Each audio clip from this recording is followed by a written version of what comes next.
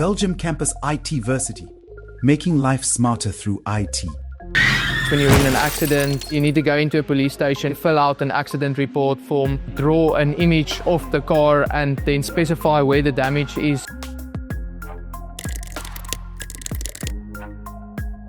With this project, law enforcement can own a drone. The drone analyzes the accident scene and we put it into our software, and the software does all of that for you. You upload the images to the back end where we integrate with a machine learning model. The model will then analyze the images of the vehicle and then insert the new picture with the highlighted damages on a PDF report.